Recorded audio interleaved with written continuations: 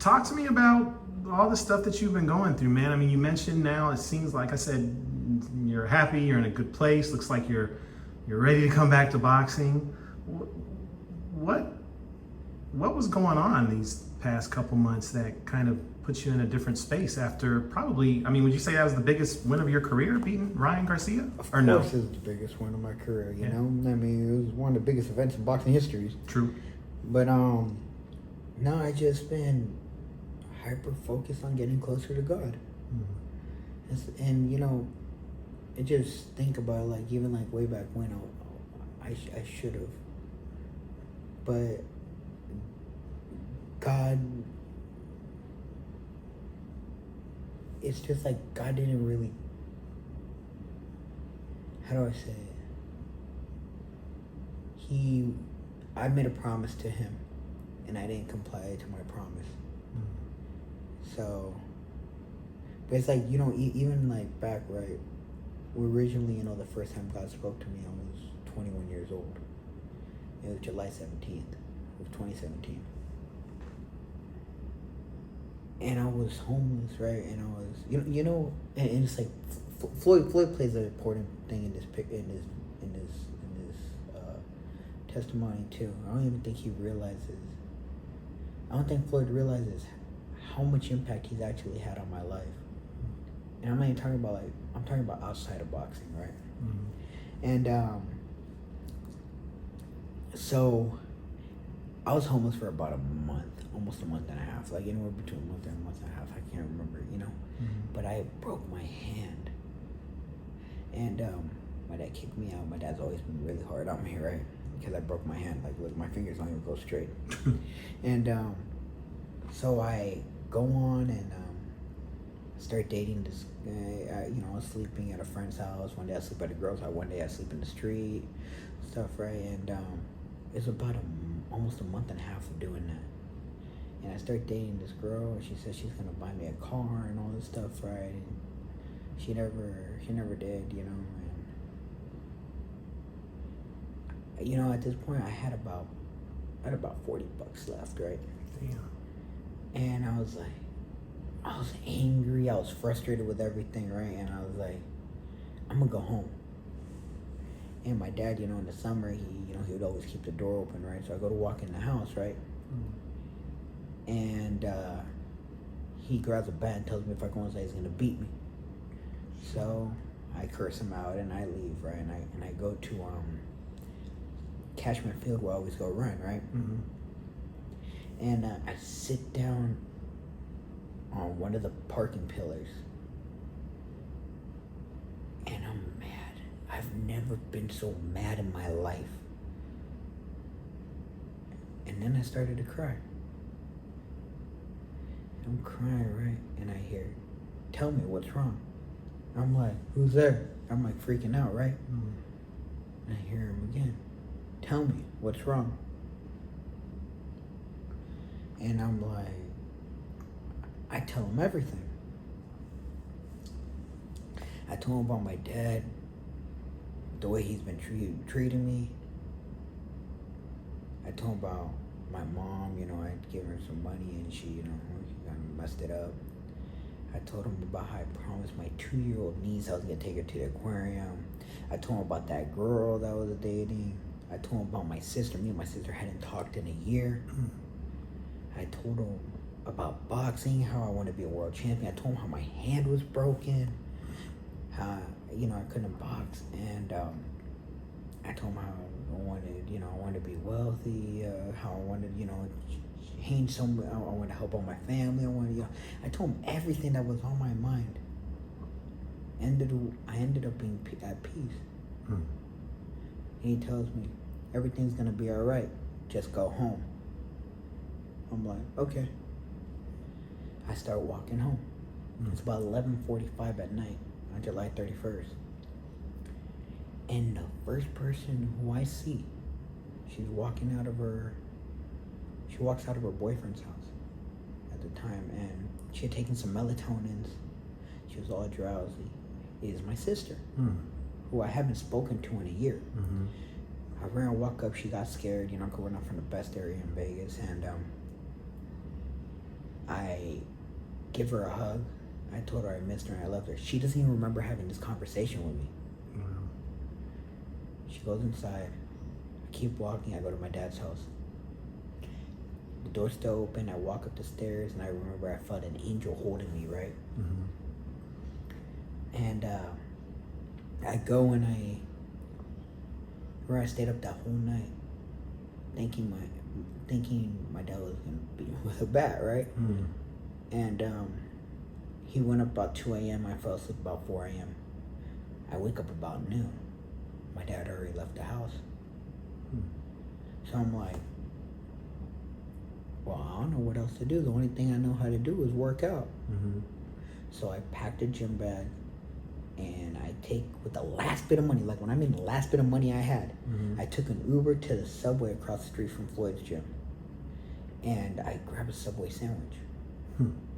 I eat it, and I go to the gym. And I remember I walked in the gym. I didn't speak to nobody that day. I put in my headphones, and I shadowboxed because I couldn't hear anything. I shadowboxed about 10 rounds. I finish, and as I walk out the gym, Floyd walks right past me. Like this, right? Mm-hmm. And I go, I change myself in the dressing room, and I go outside with Rafael Garcia. I see him outside, right? We're sitting behind Floyd's Rolls Royce outside. I'm like, Rafa, what do I do about my hand? He's like, he grabs it and stuff. He's like, it's not broken. I'm like, well, why can't I hit with it, bro? It's been like 2 months. He's like, just keep icing it and put in some green menthol alcohol, right, with the ice. He said, it'll help it heal. He's like, but don't hit with it. I'm like, all right, thank you. He's the first person I talked to that whole day. I go to stand up. He grabs my shirt and pulls me down. I'm like, why, Rafa? He's like, you're gonna see. I'm like, okay. I sit down. Floyd walks right out into his Rolls Royce, right? Mm-hmm. He's talking to his bodyguard, and he sees me in the side mirror. He's like, Champ, come here. I'm like, what's up, Champ? He hands me his phone, right? And he's like, write down your name. I write down my name. He shakes my hand. He's like, I got you. 15 minutes later, I get a call from Kichi. Where you at? I'm like, I'm at the gym. She's like, oh, yeah, stay there. Comes about 15 minutes after that. She hands me a check for $2,000. Wow. Mind you, that's the only money Floyd had ever given me. Cause he spoiled everybody else, right? But like, that's the only money he's ever given me. And I remember I sat down and I looked at that check, frozen. I'm like, because everything that just happened. And I'm like, this money's special. It's blessed. That was August 1st of 2017. The next day, I call my mom. I'm like, Mom, I promised I'd take Ariel to the aquarium. So she grabs my niece. The next day, we go to the aquarium. And she was happy. Probably her earliest childhood memory, right? I grabbed a stingray and took it out. She's in trouble, right? And next day after that was August 3rd. And I go to Toyota dealership. I'm like, Pro Fighter, signed to Floyd, yada, yada, yada. All this stuff, right? They gave me a car off the lot. They gave me a Corolla off the lot. No for way. 0 down and 0 interest. I was like, after that, I paid the insurance. I had about $1,500 left and a brand new car off the lot. Right. And I never needed money again in my life. Never in my life, right? I'll tell you like this. I've made so much money in my life. And I would take that $2,000. I would trade that, all the money I have today, for that $2,000 just a chance to do it all over again. Because I didn't follow God then. And it's crazy, because like how everything happened. Why that moment? Why Floyd give me that money? Why did Rafael Garcia tell me to sit down? Why all that stuff happened, right? Why did I run into my sister? I hadn't seen my sister. I hadn't spoken to her in a year. I probably hadn't seen her like 3-4 months. literally 5 minutes after God speaks to me, and I all that stuff, right? But I didn't. I always prayed, but I didn't become a disciple of Christ then. And that's the first time God spoke to me. So, and honestly, I thank Floyd so much, because he even outside of that, right? But Floyd doesn't know the impact that he's had on my life. And I'm not even talking about even that money. I'm not talking about boxing. I'm not talking, because I've never really told him.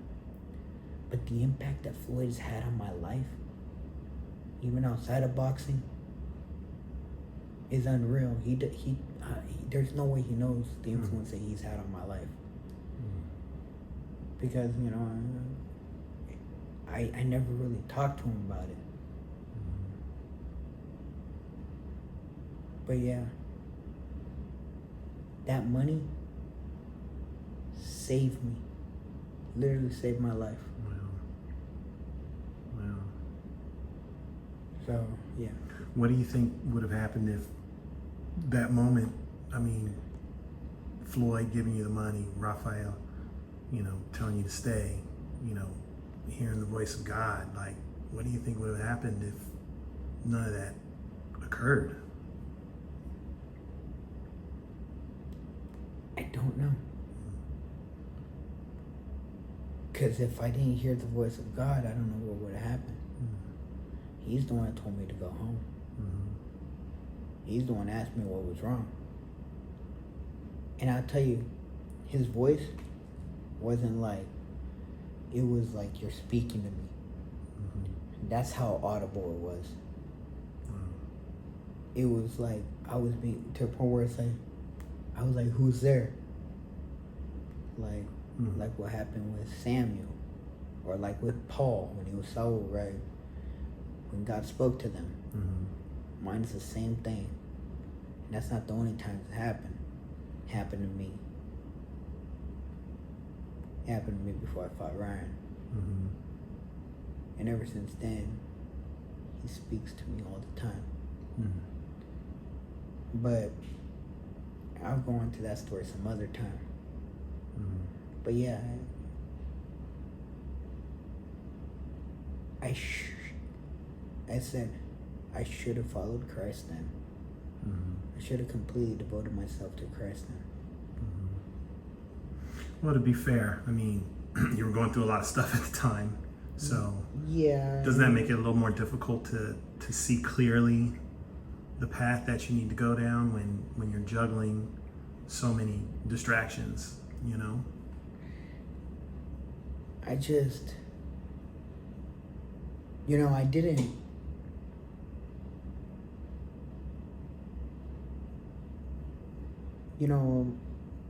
my dad believes in God more, but I didn't grow up in a religious household, so in reality, I didn't know the blueprint to really, like, what I'm supposed to do and what I'm supposed to, but still, it doesn't mean I shouldn't have.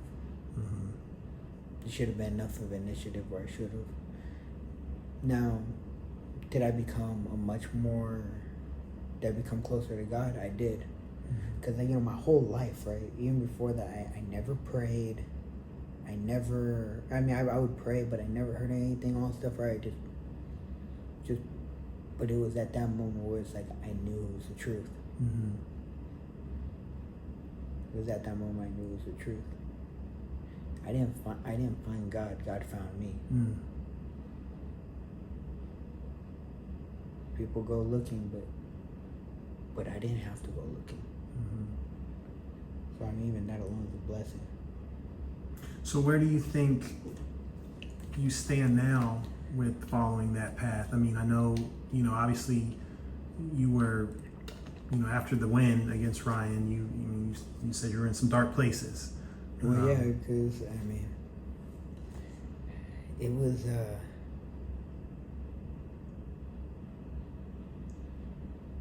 was, really in truth.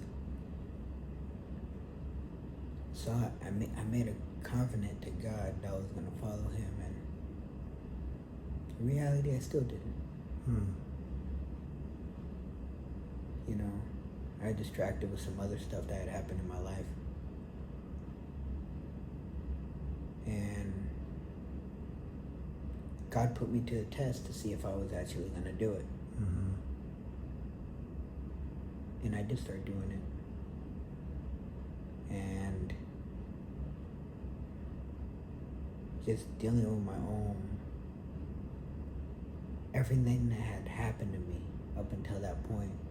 And honestly, a lot of the stuff in my life would not have happened to me if I would have just followed Christ at that moment. And I know it wouldn't have happened to me. But it doesn't matter, because now I know I'm on the right path. So I'm ready to come back to boxing and give you guys another massive fight, another massive pay-per-view, and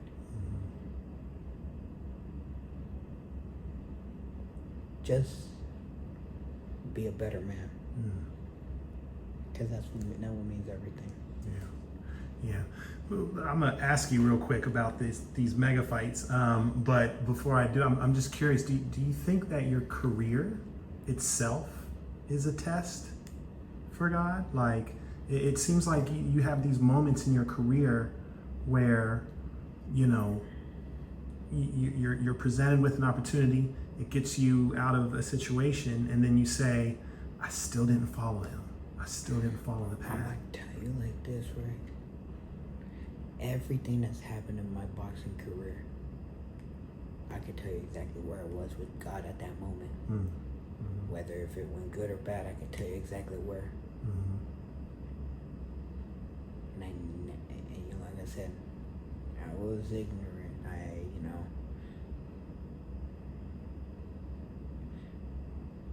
Because the thing I fear most right now in my life, in reality, is losing the blessing that God gave me. Literally just losing the blessing that he's given me. Because he's been after me for a while. He's been after me for a very long time. That's my biggest fear. Is not to be blessed by God anymore. Well, I feel like you're blessed. I feel I'm like very blessed. you're very blessed. I'm very blessed. Trust me, I'm very blessed. As he flexes the pinky ring. Yeah.